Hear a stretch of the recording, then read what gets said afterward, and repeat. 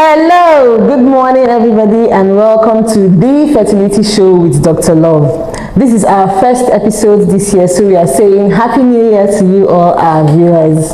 For those of you who are coming back to this station, we say thank you very much for staying with us.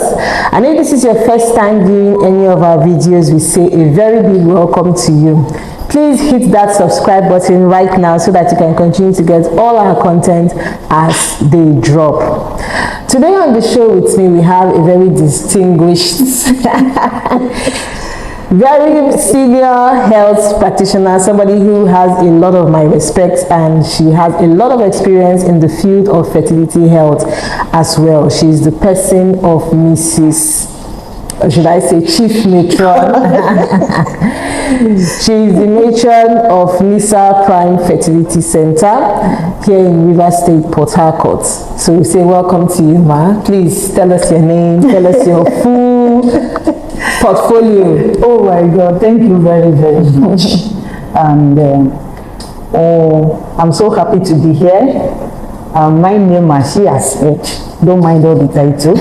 My name is Mrs. Lola Adebayo, the matron of NISA Prime Fertility Center, and by His grace, I've been in the fertility sector for more than 10 years. So we thank God for everything. So you are all welcome to this program. Thank you, matron. As a matter of fact, I'm very grateful to matron because I understand how busy she can be, and I know that a lot of people are already waiting for her, so we'll just try to speed it up. Thank you very much, ma, for giving us this time. But we deemed it fit to have you on this show because we know that with your wealth of experience and everything you have seen in this industry, you'll be in the best position to talk on this topic with us today. Today on the show, we are talking about the declining age in people seeking fertility care. What that means is that the age range of people seeking fertility care now is beginning to decline. And by decline, I mean come down, you know. So in the past, maybe 5-10 years ago, we used to have people in their 40s and 50s who seem like their window has closed, their biological clock is ticking, and all of that, come to seek help in the fertility clinics. But these days we are finding out that more younger people are coming to the clinics to assess care, to get treatment and all of that. First of all, we want you to confirm if that is correct, ma. Thank you. Actually, it's a worry thing. Yes. And it is true. Now we are seeing a lot of women, we are seeing a lot of men less than 35 years age that are coming here now for fertility assistance. This was not so common like this before. Yes. And we are seeing it now regularly. At least you can even say, like, if I see a patient like 10 clients in a day, out of the 10, you can see like 7. My goodness. That is like less than 35 years. Ma, what you said is concerning. Like you said, it's a very worrying development that we are finding in this time, and it really begs the question why. What is happening? Even medically, we know from even the definition of infertility that it is when a man and a woman are unable to achieve conception, when the woman is after trying for 1 year if the woman is less than 35, and 6 months if the woman is more than 35. So there used to be this age factor to determine fertility, and for any woman less than 35, we assume that her fertility is still intact. Yes, even though medically we know that statistics show that fertility primes in the mid-20s to late 20s, and then from 30 it begins to drop a little bit, but at least it's still there. And then above 35 we can now start getting consent. But it's happening, the reverse is becoming the case. It's happening more and more. Like you said, 7 out of 10, that's a frightening figure, that more young people are struggling with their fertility health. What can be the possible causes of this? Thank you very much. You know, as you have said about the regulation of infertility. Yes. You know, when the woman reports that she's unable to get pregnant after 12 calendar months of constant, unprotected sexual intercourse, you'll be worried, asking why, what is really happening. Number one, the take history of what happened. In summary, when we look at some pictures in front of us and our past experience with all these people, we can put one or two things together. Okay, it may be this one, it may be this one. Okay. Number one, we talk about some cases of previous untreated infections. Previous untreated infections. Okay. Which later on cause a problem like pelvic inflammatory disease. Yes. So, and when those infections are there, you know, these days you see a lot of things coming up in the market that women are using to do their to take care of their menstrual flow. Okay. We are not so sure of the pure sanitary of those things. Okay.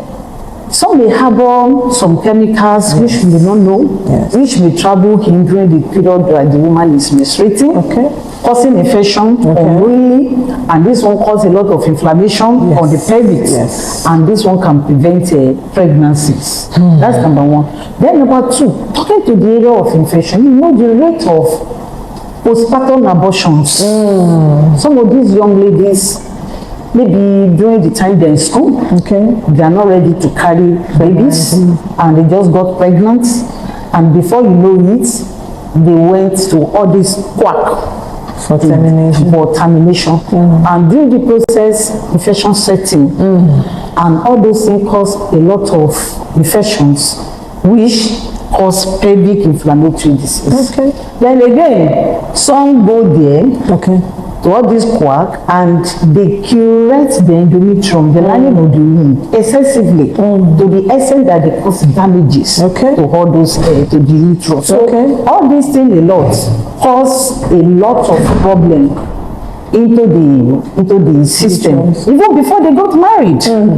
So at that tender age, at that younger age, you are seeing a lot of things accumulating, waiting over time for the future. So by the time they get married now, all these things are coming up.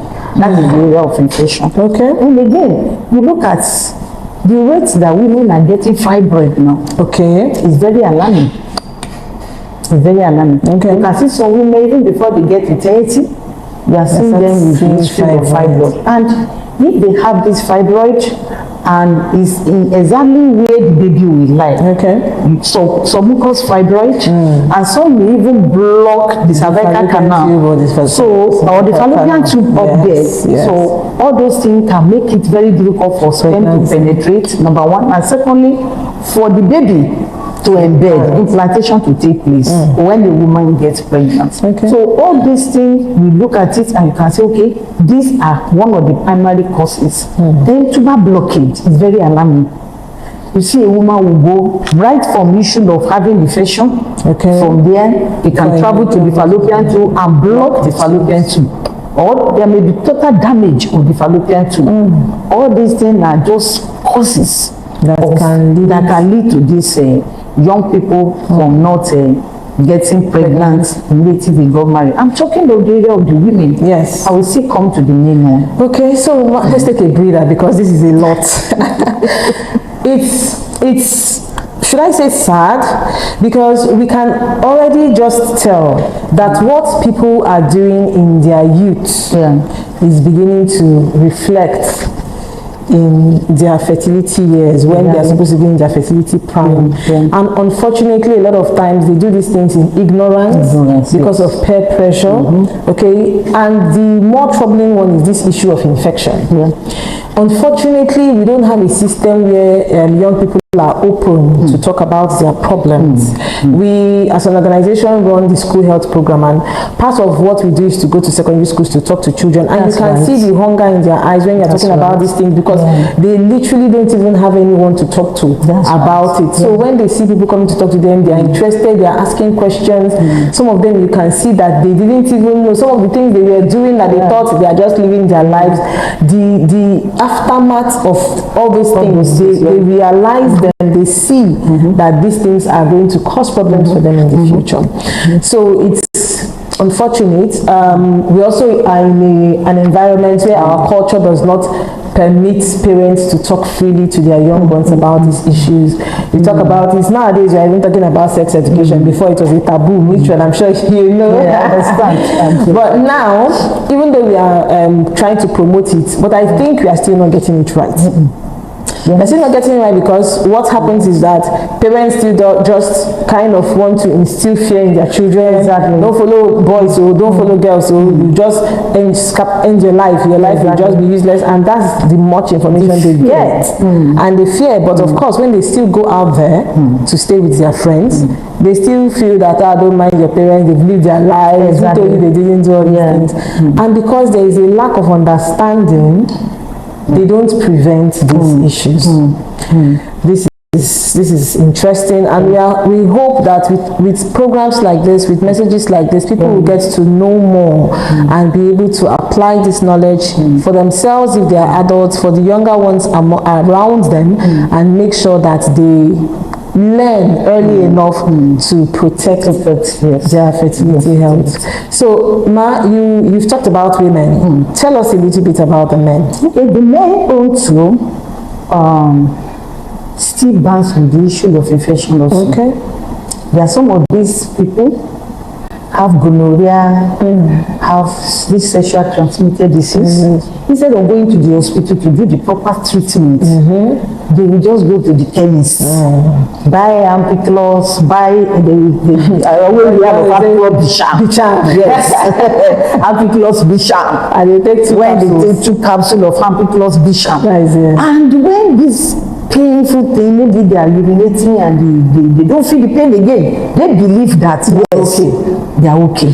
Then meanwhile, those things are settled down there. So started destroying the sperm. Yes. You understand? Even to the extent some have some damages on the the duct that transfer the sperm down. Before you know it, you'll be hearing the history of azoospermia. Or no sperm counts are having azoospermia very rampant. In fact, majority of these cases, when you look at it, is bands on men. You know, in those days when you are talking of it's women affair, but now you can see men clearly in pictures now because of some of these issues coming up.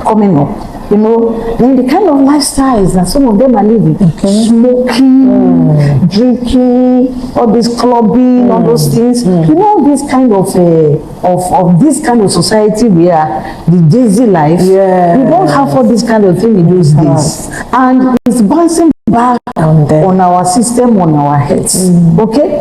So you see them drinking alcohol, taking all those drugs, marijuana, all those drugs, and it's having effects on the spermatogenesis. That is the formation of the sperm cells. Sperm cells. So there are some of these things that we use our hands to cause for ourselves. So then again, stress. That's another thing in the area of men. High pressure, stress have a lot of things to do in their life too. And you know the kind of environment we find ourselves. Africa here, stress. Worse even if they travel outside the country, want to work like 72 hours non-stop to meet up. All these things have a lot of problem on the men. Then again, the mode of dressing. Very important. You see, majority of men now go on jeans. And they now wear pants. And the one dress. You know, the scrotal sack, the way God created scrotal sack is to hang outside. They pack it. You know, all those heat, all those things, I believe is part of the problem that cause a lot of damages in the production and the production process. So, and before you know it, you see them coming, a young guy of not even up to 30, we having those sperm count, azoospermia, you see all those problems. Then if there may be this disease condition actually, that maybe they have problem moms when they are young, which the parent out of ignorance is not properly treated and have problem with the testes. Apart from all those ones, we can see pictures of many things that some men use their hands to cause for themselves. To cause for themselves. And then to stay in a toxic environment. Okay. It's just God that is helping us. I don't know what will happen to us in River State with this suit of 18, but we thank God it's going down now. It's reducing. All these chemicals have effect on our system, and it can affect our reproduction. So it has major problem on men. You know, if men want to dress, try to use boxer. Okay. Instead of now using all these pants that you are going to pack your stocker sack on it, and at the end of the day you start having problem. Then in the area of withdrawing from smoking, from taking all these drugs, before you know it, all these things can be reversed back. It can be reversed back. That's the joy aspect of fertility. Once you know the cause of it, and we're able to treat it, at times it's reversed. Like people that have pelvic inflammatory disease, a woman, by the time you treat that infection, they may get pregnant. Then those people that maybe they have problem with their ovulation, in the area of women, maybe they are not ovulating well, and you were able to place them on some drugs, they can start ovulating. The only problem is there is tuber blockage. That's when you are talking of assisted reproduction. So all those things have causes and they have way of taking care of it. Then let me go back to the area of the women, please. A lot of women now are coming with polycystic ovary, which is not so common before. Cyst in the ovary. Actually, maybe research are still going on it to know why the causes. It's not so common like this before. Before it used to be 1 in 10. 1 in 10. Now it's more. Before you see 10 women, you might see 4 cases. They don't see their menses regularly. They don't ovulate. You know, all these kind of things have major problem for some women. Some lady can some lady that told me that she menstruated twice in a year. So a kind of lady like that, when you get married, how is she going to get pregnant? So all this have effect. Then again, obesity, overweighting, excessive weight gain, when you don't watch what we eat, is so we parents should, especially our girl child, we have to be very careful of what we used to feed them.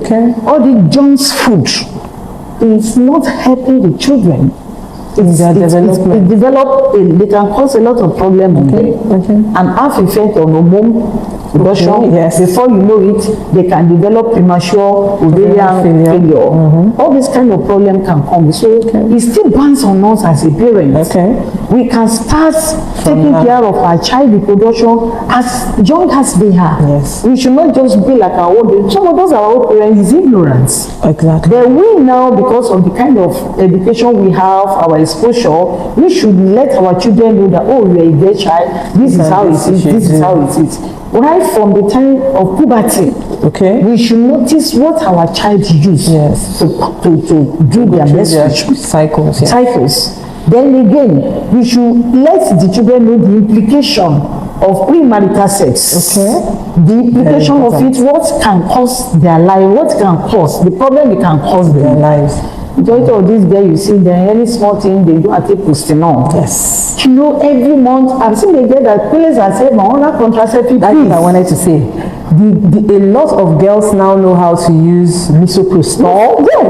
They know how to use oral contraceptive pills. They start from as early as 14, 15. And they are on COC every month. Every month for 3 years, 4 years. 4 years, no. Some are even going, a young girl has not married, doing normal plans. Some are inserting IUCD. My goodness. Some are inserting IUCD to prevent pregnancy. So a lot of things are happening, which we parents our eyes has to be open to know. Because if at this age we are seeing this level of infertility, what will now happen the next 20 years? 20 years. And we call it modernization. So it's affecting us seriously, and we have to look into it and see how we can get it. Yes, we are not blaming some things that come up Like some women that have endometriosis, Okay. you know, that is the lining of the uterus growing in a different place. It's not their fault. Okay. That one you cannot say, okay, it's not what they cause themselves. Because all those things can cause a lot of inflammation that the woman will not be able to get pregnant. Yes, fibroid, they may not be their cause. Okay. You understand? But at least when they see all those things medically, it can be treated. We can see how we can prevent some issues. Okay. Which we can prevent it, and the society can be more better than this. Okay, you are looking at a fine young girl and promising future, but you don't know that it's already damaged reproductively because of many things that he has put our hands on. You understand? Yes. And we parents too, we should not be instilling a lot of fear on our girl's child. Okay. If you get pregnant, that is the end of your education. You are gone. You are this. Yes. If they make that mistake, you as a mother, because you are very, very close to them, draw them closer to yourself and let's see how the problem can be solved. Instead of running to courts to remove pregnancy. Okay. And at the end of the day, they have complications. I've seen a child that's a girl that went and committed abortion and they perforated her uterus, have sepsis, and from there she died. So a lot of things are on ground that is causing all these problems. And when we open our eyes and see that yes, this is a problem, and we know how to tackle it, go to children. I thank God for what you are doing, ma'am, and it's really, really helping the society, going to these children, catch them young, yes, before they even grow up, and their eyes are open to know that this is a problem and know how to take care of it. We want the churches too. Okay. Thank you so much, ma. This has been a lot. It seems like 1 hour will not even be enough to finish talking about what we have to say. I'm sure your ears are full. Let's take a break. We'll be back.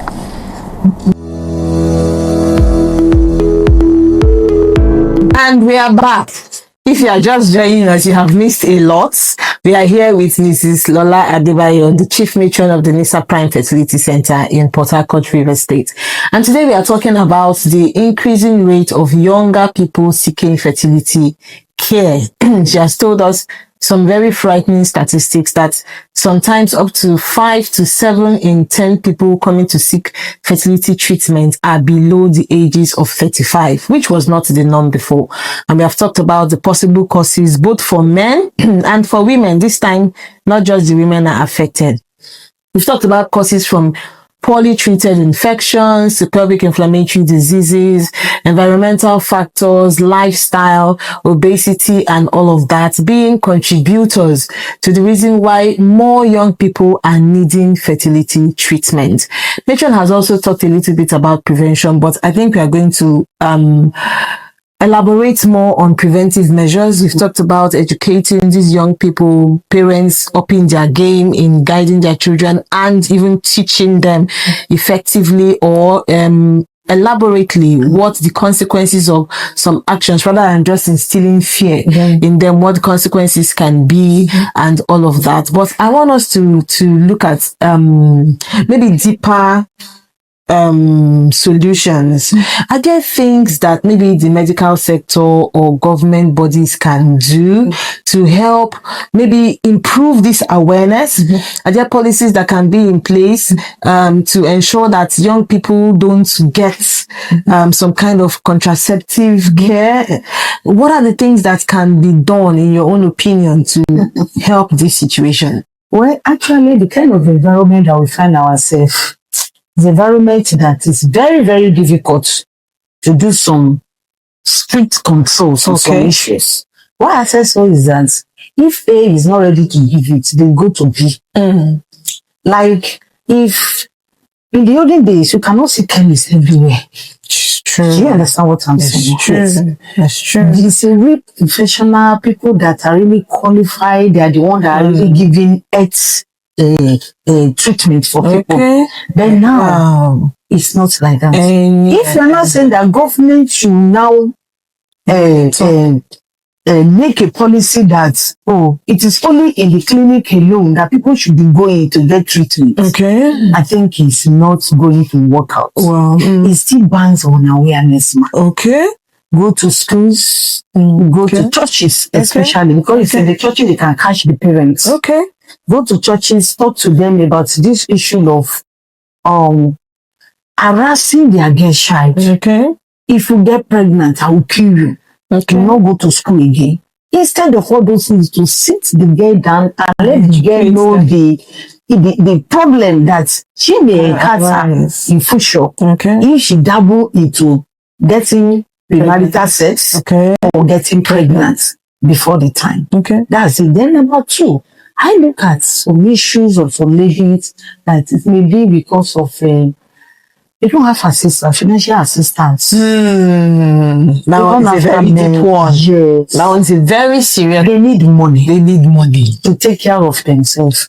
You know, men are very easy. They can wear one jeans for 1 year. Yeah. No problem. The ladies, you need to look good. You need to buy cream. You need to refresh. So we women, especially, I will say women, because we that know what it means for a girl try to look good. We should wake up to see to the issue of taking care of our girl child. Unlike some orphans that maybe they don't have parents, they don't have anybody to take care of them. Then I believe that government organizations too can have a body that can render assistance to girls like that. Maybe monthly you have somewhere you go to collect free sanitary pads to take care of yourself. Then soap. All those minor essential things. Maybe you have somewhere you can go to. They can say, in every 6 months, in every three months, you can be coming to get wares to wear. All those minor things. We should not even look at all those bigger areas. High policy. Yes. It can help some of these girl child. Then men too.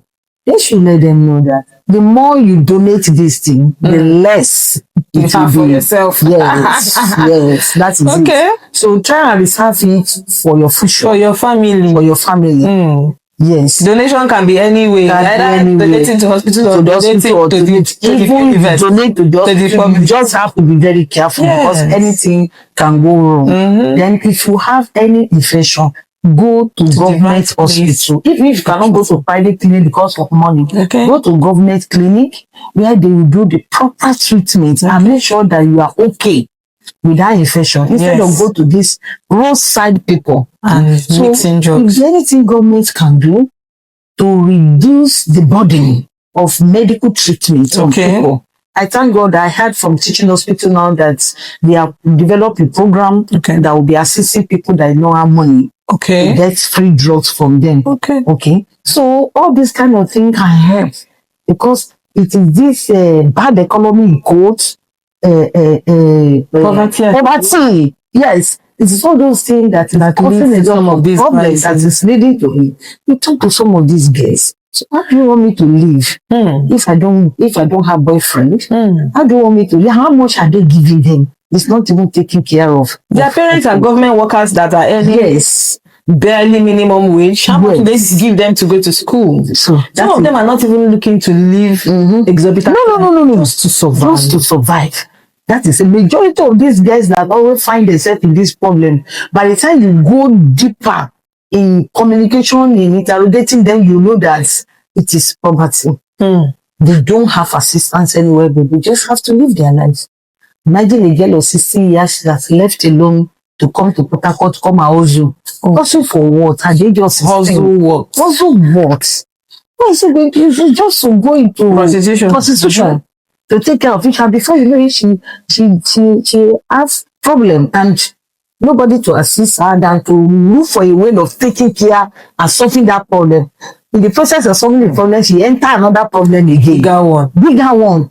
So prevention actually is better than cure. But in that area of preventive area now, we can go about it. See bounce back on we parents, and especially we that have already grown up. We have seen the road. We have seen how rough the road was. So we should let those children that are coming back to know that please, this part that you are training, there are problems there. And that one can make them to retreat back and say, no, I will not put my head on it. I will go back. I think this is the only area I know that can help them. Thank you so very much, Ma. This has been very insightful, deep, troubling. All sorts of emotions have run out as we had this discussion, because you can just begin to think of so many things that can be involved, a lot of things that can happen, and how even these young people are not finding it funny themselves. It's not, isn't it? So I want to say thank you very much, Ma, for your time and for the enlightenment from your wealth of experience. It really showed that yes, you have experience in these things. So that is it, our dear viewers. You have heard it all. Everybody needs to be involved in this. If you are a parent, if you are an elder, sister, brother, you are a church leader of any level, we need to hold on to our young people, because if their fertility is compromised, the human race is in trouble. Yes. Funny enough, this is not happening only in Nigeria. It's all over the world. Happening across the globe. It is happening all over the world, and it's something that we need to begin to talk about more seriously. Spread awareness as much as possible, help as much as we can. There are some of the things that Matron has mentioned here that everybody can be involved in.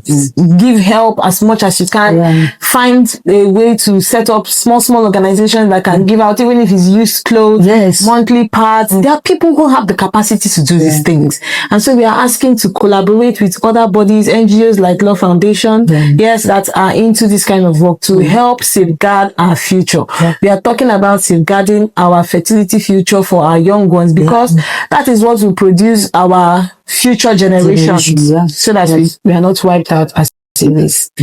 So we thank you all for joining us in today's episode. You can always follow us on all our social media handles on Facebook, Instagram, YouTube, and TikTok at Love Foundation. If you need someone to talk to, you can send us a WhatsApp message on 08175629809. All this information is displayed on the screen. Reach out to us so that you can get started on how to continue your fertility journey if you are trying, or preserve your fertility if you are a young person. From all of us at Love Foundation, thank you for being with us. See you next month with another interesting topic. Bye-bye.